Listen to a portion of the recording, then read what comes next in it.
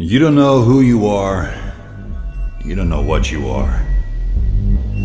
You don't know what happened. You can't move.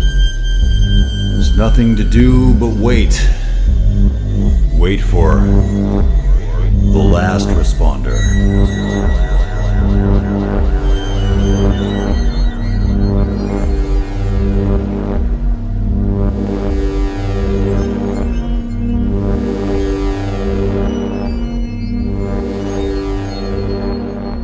So I want to welcome you guys to our Season 1, Episode 1 of our podcast called Last Responder.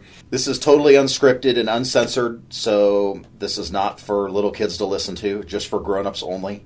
I want to tell everybody in advance that we are operating under aliases because of the government clients that we work for and the different agencies that we work for. We want to be careful not to give any specific information out that could be traced back to any of our stories or scenarios. So you will not hear us reference what type of call it was or where it was or who was there or anything like that. The whole idea of this podcast is to spotlight the professional nature of the removal technician when it comes to the funeral industry. I don't think a lot of people really know that there is a person who goes in and goes through the challenges of picking up a decedent and getting them loaded in a vehicle from wherever they happen to be.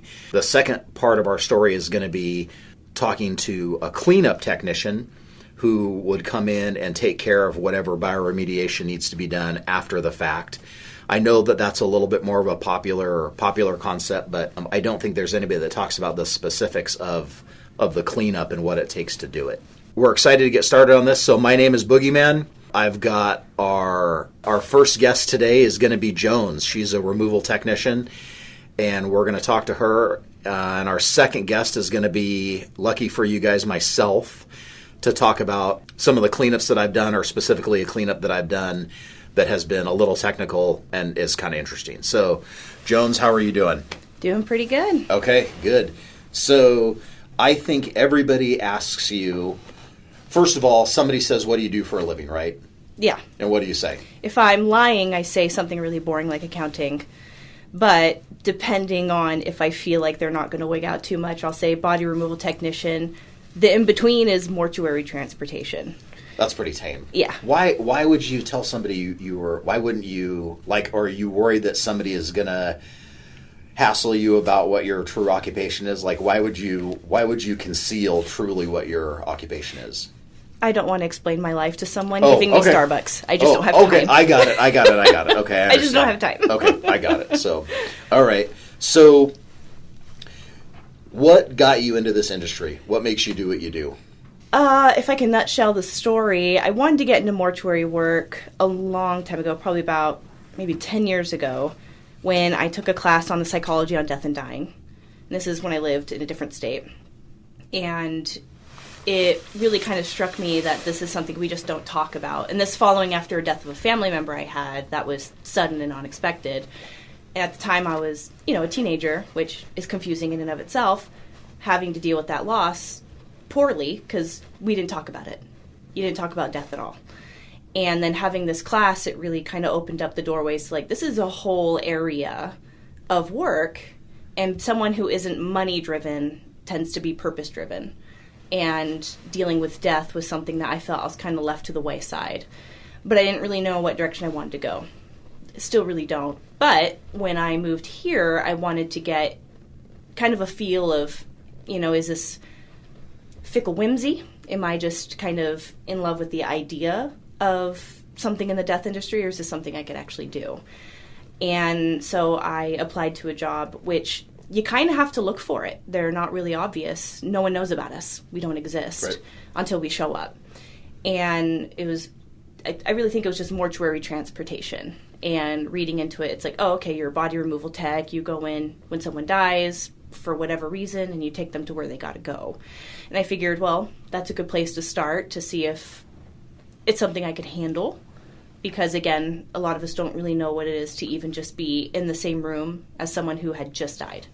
And I think it's a little different when it's at a funeral where you have a viewing and they're dressed up, they're embalmed, they look nice, versus like the real raw thing. And there's that natural human curiosity, right? It's just not something we're used to. We don't see it very often. And so I ended up doing this, but I kind of like it. I kind of like just doing what I do as a removal tech. Not every day looks the same. I really like getting to talk to families. Sometimes we go into different scenes and it's kind of hairy and you kind of got to problem solve on the spot. And I just think it's really interesting. So I've just been pretty content with this. I do think it is something that people don't understand, Yeah. What you get into, because it's like you say, you have some basic information when you head out to perform your task, but man, you really do that quick analyzing when you're there to figure out how are we going to do this, what are we going to need, how long is it going to take, and on and on and on. So I'm super happy that you're here to tell your story. Oh, thank you. So we would like to hear from you about, a removal that you've done that is interesting to you or was complicated or something like that. And so, is there one that you want to talk about that has an interesting story to tell? Gosh, yeah, plenty, I'm sure. I've been doing this for maybe 3.5 years, and in that short time, you kind of run into a lot. Sure. A lot of people will ask, like, what's one that really stands out? And I think people... I kind of wanted to ask, like, am I emotionally traumatized by any of this? And they're trying to get a gauge on that, which, no, but there is an emotional impact. And the first real impactful call that I had was, I was early on in this. I think it was within the first couple months that I started doing this job. And it was a suicide. And it happened to be my first suicide, which wasn't what made it impactful all on its own, although it would have been, because, again, first suicide, that's kind of a thing. But it was this older couple, and the spouse had shot herself. She was going through stuff. And I think it was just one of those, she's old, octogenaric, having a lot of health issues. I think she just kind of put herself down, to use old country terms. And her husband, he's an old vet, and I was raised by a Marine. He's an old Marine. So I kind of felt like there's a bit of that connection there. And it was one of those moments where he didn't want to see any of it. He kept his back turned. He was in the living room. We went and got her, and after we got her loaded up, I went over to him to kind of let him know, like, okay, like, we went ahead and we've got her loaded up. We shut the bedroom door. You don't got to go in there before you're ready. Everything had been bagged up and already kind of put away so that could be dealt with. And he just started telling me about everything she had been going through. And it was one of those situations where when you're watching someone talk, you can tell they're just not inside themselves. He's kind of looking through you. He's trying to process this, but it's impossible. Like, he just can't do it. And as he's explaining everything to me, after a while he just goes, I can't make any sense of it. I don't understand. And my partner, she was very sweet. She's trying to comfort him, but it was one of those moments that you don't fix this. And that's not what we're there to do. So I just kind of gestured for her to just kind of hold off, and I just held out my hand, and he held my hand. And we sat there for maybe 20 minutes in the dark, just in silence. And I just looked at him, and he just looked at me. And there was nothing to say. And it was obviously very impactful, but it's just the acceptance of the helplessness of these hard realities. These things happen. And to sit with someone as a stranger who is in his home coming to do this, and he just unloading all of that in the moment, it's not a small thing, but it's something he did because he had no choice. What else was he going to do? And after we sat for a while, he finally pat my hand and said, well, I better let you do your job now. And I said, well, this is a part of it. That's fine. And this was late at night. And so I said, you're going to call your kids and let them know. And he goes, I'm doing it in the morning. I want them to get a night's sleep. And so after we bid our goodbyes, my partner and I went outside. Deputy was still on scene at this particular call. And I made sure that he was going to do a wellness check because he's an old vet. His wife of 50 plus years is now gone. And so everything seemed to go, fine. We it was probably about a month later where my partner actually wrote him a letter just saying, hey, we're thinking of you. We remember that night, and we just want to make sure that you and your family are hanging in there. And he actually responded and said, thank you very much. I'm taking it a day at a time as best I can. I'm keeping on. Soldiering on, he said, old vets. But he actually sent my partner and I like these little necklaces, like handmade ceramic charm necklaces that I have hung up over my bed. It's kind of like my good luck charm. So I still have that, and I look at it every day and think of him every day. So, what's incredible about that is look at what your role is there, what you went there to do. Mm-hmm. You went there to pick up a decedent, right? Yep. And look at what it turned into. Yeah. And it's like you say that all of that is your job. It is. That is all within what is required of you. Mm-hmm. And so, that's part of the struggles I don't think people realize, like we talked about, who does this stuff, why they do it, and what it entails. Yeah. But that's a huge thing. And, what people don't realize is you might do that 4, 5, 6 times a day. Yeah. You have no idea what you're getting into and who's going to be involved and what the emotional situation is going to be. And so I got to give you a high five. That's really sweet of you that you took that good care of that guy, that you went so far out of your way to make sure that you sat with him, so he was able to cope during that time while you were there. Yeah. It's pretty amazing to me, all of the functions that the removal tech performs, but there's no way you can put all that shit in a job description. There's just no way. No, it's usually you got to have a pretty strong constitution, lift 100 pounds. That's the and clean driving record. Those are clean driving record. Yeah, right. Those are the credentials that are usually put on paper. But like in practice, it's just you never know what you're walking into. Yeah.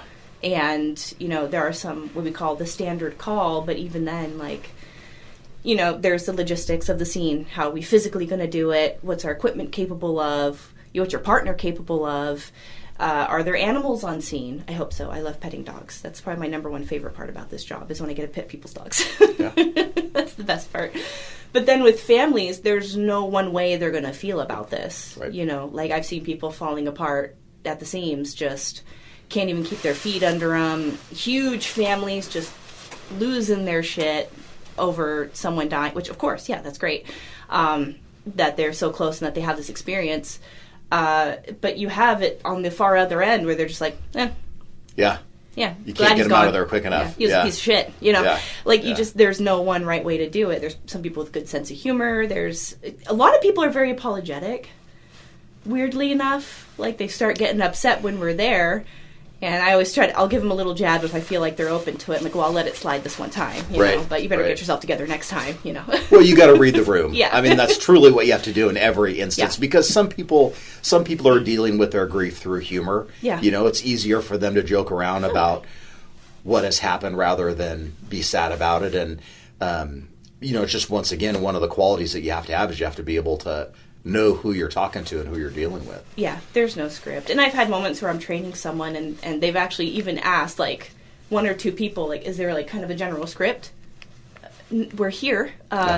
From there, no, not at all. Yeah. After the knock on the door. That's the script. You show up. Yeah, exactly. Yeah, the most, I think, it's not scripted, but it's, and I mean it every time, but one of the common things I say is, when I'm meeting folks, it's I'm real pleased to meet you. I'm just real sorry for the circumstance. Right. That's as scripted as I'm going to get, and even that won't apply everywhere because sometimes people are just, they don't want to talk. They're in there, Take them, get out, quick like a Band-Aid. It's all different. So you, obviously, when you're showing up, you get a little bit of a notification. You'll get a weight. Typically, hopefully, somebody will give you a weight. Ideally, whether it's accurate or not is another thing. But you'll also hear, well, they're in a basement or they're in a bathtub or they're in the garage or something like that. Yep. And it's always surprising to me when people don't realize how difficult it can be to move somebody out of whatever situation they're in through their house, up or down the steps. Mm-hmm. To wherever they need to go. And do you find that people get angry at you because you don't just have a secret power that you can lift them up and float them through the air and put them right into the vehicle? No, and I think it's because I'm a woman. People are like, wow, you're really strong. Oh, I know, thank you. Of course. But I think it was a couple gentlemen coming by, I think the expectation might be held a little higher, but I don't know because I'm not a guy. So I don't know if that's something that maybe men in the industry kind of experience. There have been, there was one, and it was an assist, so I went to help another funeral home. So there's 4 of us there because this was a larger individual. And the house was very crowded, and they just needed the extra help, so that's what we were there for. And I can't remember if it was technically a family member or a friend, but he was there. And he essentially kind of insinuated, like, please don't slide around the floor.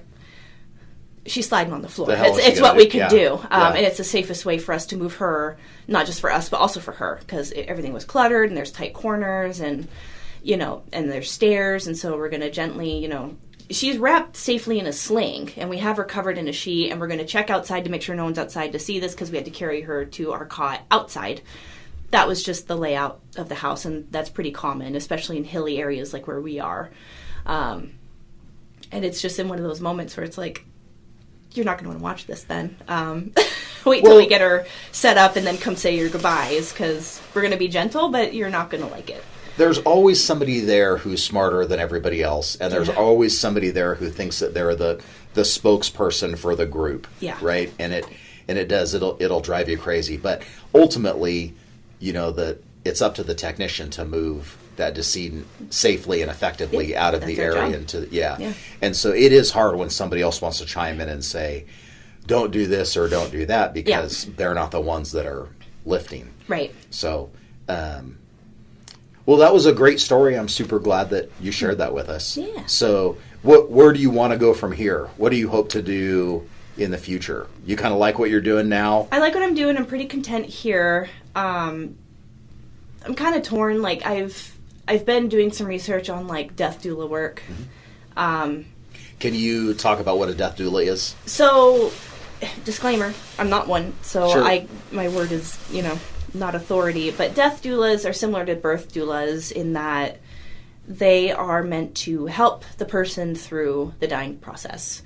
I try to word that carefully, because if I say they help people die, like I put a pillow over someone's face, that's not what I mean. But it's, when someone has a terminal diagnosis, they get put on hospice, and now they have, like, the medical support.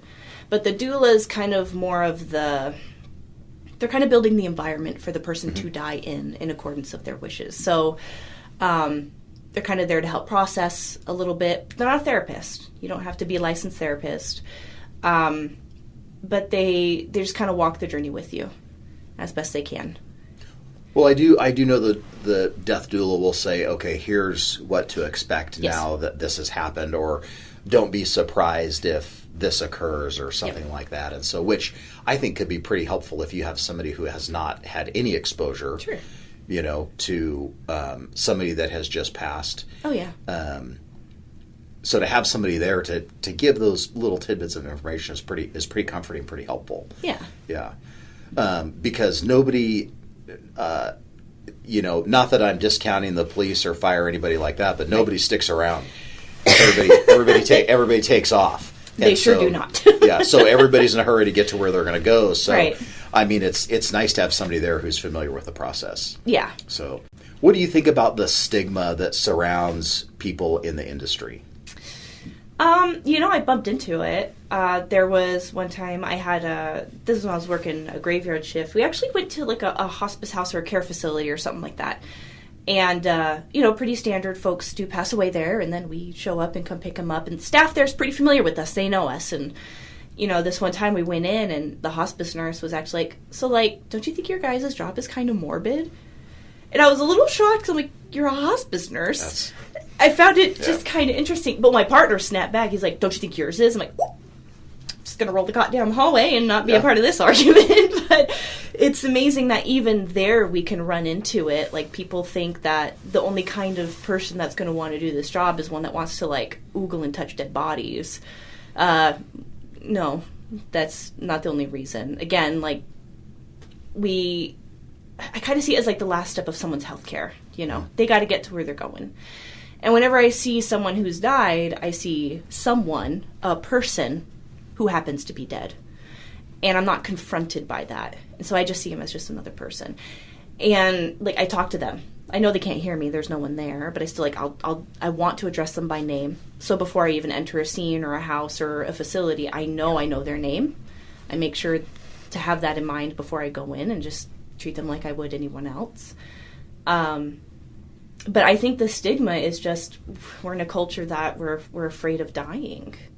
We work hard, like we've got all the hours in the world, and we can amass all the wealth, like that'll keep death away. And at the end of the day, it's like we're just really bad at sitting with difficult things, I think.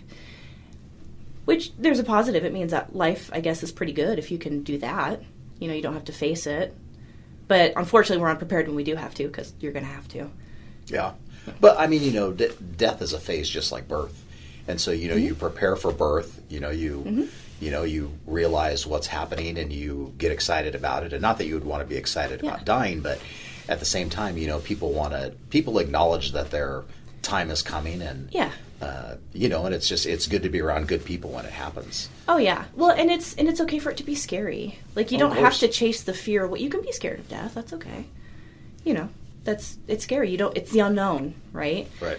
But I don't know, maybe it's toxic positivity too. We just kind of want to look away if it makes us a little uncomfy instead of just going into it. Like, how comfortable are we generally in our culture with, like, sitting with our parents and be like, so when you die, what do you want to have happen? Is it in writing? Do you have an advance directive? Like, I don't need to know about if I'm in the will, but do you have one ready? Is it, good to go? We don't want to talk about those things because suddenly people are like, what are you talking? That's really morbid. Why are you? Oh, that shit's important. It is important. It's super important. Yeah. It's, we come across people who their loved one's on hospice and they die and now they're like, shit, what do I do? Yeah. Shit. Like, even to that degree. Like, I've had to sit with a lady for over an hour going over, kind of helping her with options and telling her what I know, and she was just so flustered and scared, and all she wanted to do was just grieve for her poor loved one, but now she has to deal with all this because it wasn't dealt with. But if you have it all written down ahead of time in a 3-wing binder in the drawer in the kitchen, it's great to be able to pull that out and say, okay, who am I supposed to call? I'm supposed to call this person, this person, this person. Put a folder together and tell at least a couple people where to find it. Yeah. So I don't mean to put you on the spot, but pretty much I think everybody in this industry has naturally kind of gone to the way that they think about how they would want to die. Yeah. And I know a lot of people don't think about that, but I do think that a lot of us have like an ideal thing, like if it were going to happen to me, because I know everybody has the scariest way to die. Like, this is not how I would want to die. Yeah. But I don't know if people talk about their preferred method of dying. Yeah. And so do you have one that you feel like you can share or that you can talk about? I mean, I hope it's a terminal illness that the pain can be managed. Mm-hmm. So I have time. Hopefully. You hope you have time. That doesn't happen sometimes either. But ideally, something that, the pain is very manageable medically. Gives me some time to kind of sit and let me realize maybe at least a few weeks, like, well, this is it. I'm going. Pretty calm, pretty chill. I'm a very boring person. So that's what I want. Of course, a lot of people are like, I want to go out in a blaze of glory. Like, it sounds loud. I don't want that. I just want to lay down and take a nap, not wake up. So see, that's my preferred thing. Yeah. I would love to die in a massive explosion where there's nothing of me left. I just get obliterated. That's what I want is, if there were, like, no laws against it, I would want to just be, like, wrapped in a linen, have, like, a foot-deep grave, lay me in that sucker, cover me with leaves and flowers, leave my face open, I want to see the sky, and then just let me rot away right there. That's how I want to go. So everybody's working on, expanding the alternative methods of disposition. Compost me. Yeah. I just want to be dirt. Compost is the way to go. Yeah. But I just don't, I feel like that if it were sudden and there was nothing of me left, there'd be nothing to deal with. There'd be no funeral. There'd just be nothing left. And maybe somebody finds my thumb or something, like a couple weeks later or something like that. But it's like, if it could happen that fast and you just get completely obliterated and wiped out, I don't know why that is somewhat preferable to me. Yeah. So I don't think a lot of people realize that, and this isn't to creep anybody out, but you do have several people that handle you Yeah. once you have died. Yeah. It's not like the guy from the funeral home that you've talked to before comes over and picks you up, takes you right to the funeral home, Yeah. gets you dressed up, and puts you in the cooler until, the next thing happens. Yeah. You do get passed through a lot of hands, and I will say that within the industry, everybody is super respectful. Oh, yeah. Everybody is very aware of what their job is and how professional they need to be, but for some reason, that just doesn't seem that appealing to me, to be able to, to go from point A to point B and then B to C and then maybe back to A. Yeah. I don't know. Yeah, mortuary logistics is never a straight line. But It's definitely not, yeah. I've joked with colleagues and coworkers. I'm like, if I suddenly die, no one's allowed to see me naked. You got to keep my pants on because I can't charge you when I'm dead. So that's what I always tell them. But ultimately, obviously, I'm dead. I don't care at that point. But I would want people to be able to talk to me before I die so I could tell them I'm okay. It's going to be okay. Oh, yeah. I'm okay to die. I'm not wigging out about it. I'm not in pain. I'm doing good. I'm okay. I'm ready to go. Because that can do a lot for I think death is harder for those left behind. Once you're dead, the hard part's over. And hopefully with, today's medical advances, for the most part, most death is decently painless or manageably painful. And so I know I would like to, having picked up from families with people on hospice, and when they start to grieve, you can just tell there is, I'm not going to say easier, because that's not the word either. It's softer. Oh, it's It's a little more even-keeled. Yeah. They can kind of ease into it a little smoother. And then you're not dealt, there's no loose ends, there's no what ifs, there's no regrets, because you've had those conversations with them. Right. And everyone can come to peace. So then what's left is just you're missing them. And it's nice to have just that on your plate. You don't want the satisfaction of somebody that you had a beef with, somebody that you had an argument with, to always know that they never made amends with you, or they should have apologized and they'll never get the chance. I would write a nasty letter to each person before I die. I'm going to be in my hospice bed. Exactly what I think. There you go. With their whole name, legal Yeah. name on that envelope. Like, make sure this gets to where I want it to go. Registered after I die. mail. Yes. Yeah. No, I do think what you say is right. It gives everybody an opportunity, but the one thing that I kind of think with that is then you have that anticipation. Somebody has that anticipation. Sure. Oh man, my mom's gonna die. This, that, and the Yeah. other. So that's why I just feel like being exploded into a billion pieces is just a much more palatable way for me to go. But that's pretty unlikely that's going to happen unless it's self-induced, right? So, right. Anyways.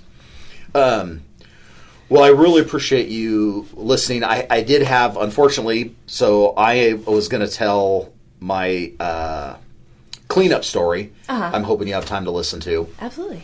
So, yeah, because I don't know what happens. When we're gone, we're gone. Yeah. Like, we've had families who'd be like, do you guys clean up? Nope. Nope. Yep. Nope, we do not. Later, Gator. And that's what I don't think people realize. The police, EMS, fire, It's very divided. Yeah. Everyone has their very specific function. And I think the ones that are better, the removal techs or some of the EMS guys, will put some stuff in a bag or something like that if they... Sure. if they think about it, Yeah. and they make that effort to be a little bit more tidy. But, I can't tell you how many times you go in and there's gloves and nasal cannulas and, bloody bandages. Yep. And I mean, all that stuff is around the scene. Yep. Yeah. And so, we had, this was years ago. We had an incident where, just to give some very minimal background, somebody fell getting out of the shower, which I've done 100 times. Yep. A lot of people have done. I just think this one time it had horrible consequences. Fell, hit their head, died in the bathroom. Yeah. And as with the case many times, certain amount of time went by before anybody realized what happened. So it was not something that was immediately identified. There was a period of time that went by, and when they were discovered and they were removed, there was a fair amount of material left over, blood, and I think he pooped on the floor too or something like that. I don't know, but anyways, so we got called to clean that up. And upon arrival, the homeowner had done, so it wasn't the homeowner that had died. The homeowner had done quite a bit of work themselves to clean it up, but there was still a really bad smell. And a lot of times what we find is that liquid material on the floor finds its way through nooks and crannies. Yeah, you got to cut it out. Yeah. Yeah. And it will actually trickle through the subfloor. It'll get in the insulation in the crawl space, and that will pool oftentimes in the vapor barrier in the crawl space. Yep. And, people don't realize that it has the capacity to do that. So Yep. you can make it look super clean and fantastic, but unless you really know what you're doing, it's really possible to leave a lot of material behind. So we started by removing code base, pulling up vinyl, and looking to see what material was saturated. And, it actually was kind of hard to tell where it had been once we pulled the vinyl up. And I went in the crawl space and I looked. I couldn't find anything in the crawl space. I looked at the tongue and groove decking, basically the subfloor from below, and I couldn't see anything where anything had trickled through or anything like that.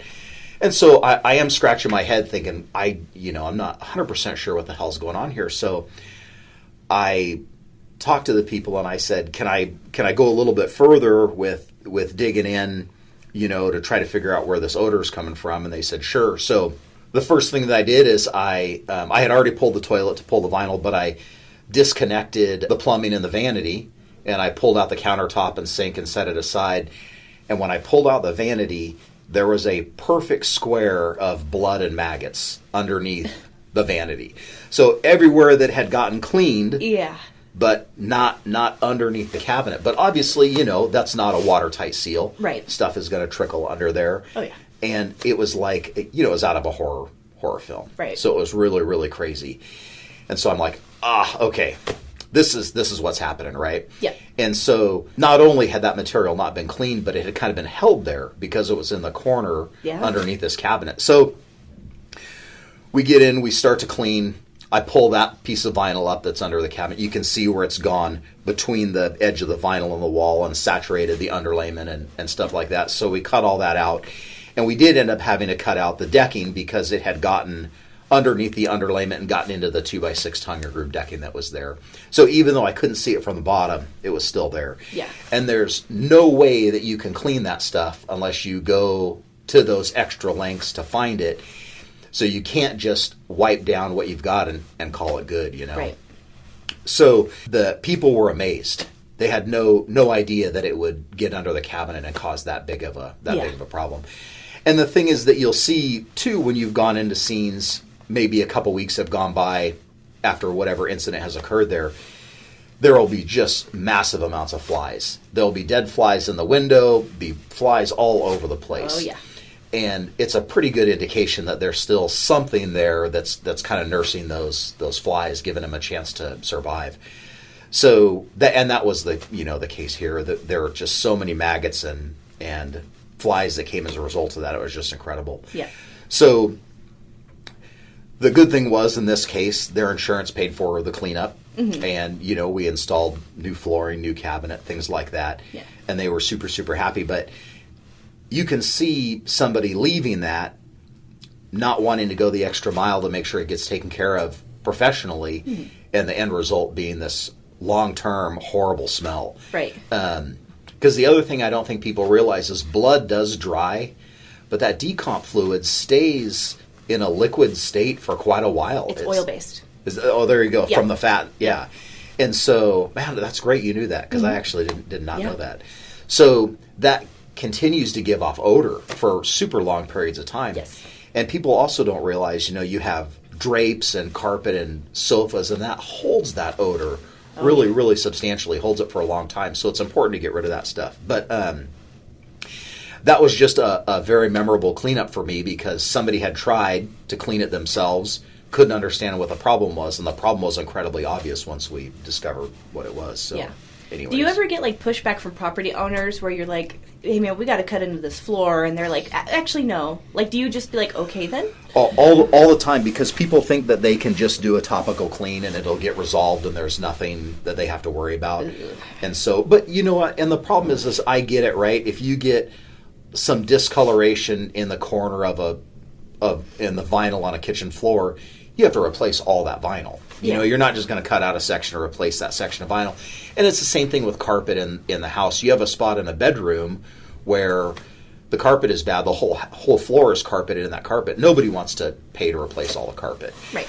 But the thing is, specifically with bioremediation, is that, you know, most of us will not clean carpet, or there's not really a way to sterilize fabric. Right. You can sanitize it, but we don't have a way to sterilize it. So It is frustrating when somebody doesn't want to pull that carpet out or something like that. So, you know, what we'll do is we'll cut out the square, and they can deal with it however they want later on. But, you know, we just can't leave that stuff there. Do you know if it's a requirement? Like, if I was like a renter going to, like, I wanted to rent someone's house, if I asked them, has there been a dead body in this house, are they required by law to tell me? Not in Oregon. You're not required to disclose a death in a house in Oregon. I'm positive in California. I don't know other states. And somebody can fact check that and tell me I'm wrong. But we've never run into where that's been required in Oregon. And all the realtors that I've worked with has never been required to say anything. But, you know, you have heard the horror stories that somebody gets shot at the front door and they clean it up and they put a big rug over it and they call it good, you know. And I totally get that, you know, but it's like taping up a taillight. At some point, you're going to know. Well, at some point the cops are going to pull you over and say, "Hey, you got a broken taillight." Oh, well, I taped it. Well, yeah, that's not good enough. So, you know, it's and so, you know, we do run into that stuff. I would say honestly that I would buy a house that somebody died in. It wouldn't bother me, you know, especially if I got a great deal on it. Oh, yeah. Yeah, if I was able. There's been, like, really dark moments where if we're, like, at an apartment or something doing a removal, and I'm like, do you think if it becomes available I can get a discount because I help move the body out? Well, it's okay if it's haunted. I'm okay with that. It's amazing people don't know about hotel rooms. Oh, I mean, God. there are hotels we've been to multiple times. I'll never look at a hotel room the same. No, I'm telling you. And, you know, there's always sometimes there's a good story behind a death in a hotel and they're haunted and stuff like that. But you don't know about all the other times that somebody shot themselves in the head in the bathroom. Or overdosed or anything like that. Yeah. So it's crazy what happens. And even in our capacity when we've done like cleanups outside, you know, we drive around town and you can say, oh yeah, this happened here and this happened here. Just nobody has any idea. No. Nobody has any clue. And I don't think people want to know, so. No. I drive around and I'd be like, oh, yep, did one there. Yep, there's 3 buildings within a block of where I live that I've done removals. Oh, really? And it's just interesting to just know that secretly. Yeah. And everyone else is going about their normal lives, not thinking the same things I'm thinking. Not having any idea. Not at all. And do you love when you are moving somebody from like and this always happens in a like downtown in a more urban area where there's a lot more pedestrians on the sidewalk, moving somebody from like the door of a building to the van, and everybody sees that blanket on the cot, and everybody's like, "Oh my God, is that what I think it is? Is that a dead body? Is that what Yeah, all the time. I mean, and it's crazy the way people react to that stuff. Yeah. So every so often, I'm like, "Oh no, it's just laundry." Yeah. And then I kind of look at them, and they look at me confused, and I just smile, and they go, "Oh." Yeah. You got to have a good sense of humor. That's for sure. Yeah. So. Well, I really appreciate it. I think this was a great first show. I think you were a great guest. Well, thank you. I'm just super tickled with your story and your enthusiasm and how everything worked out. And so I look forward to doing the next one, but I'd love to have you come back to and tell a different story. I know that you have several others that you can share. So hopefully next time we'll have a different person to offer a cleanup story so it's not me. But we'll try to have different guests every time and try to make it pretty interesting. So anyways, I want to thank you, Jones. I want to thank our producer, and I'm the Boogeyman, and we're going to sign off. Thanks, guys.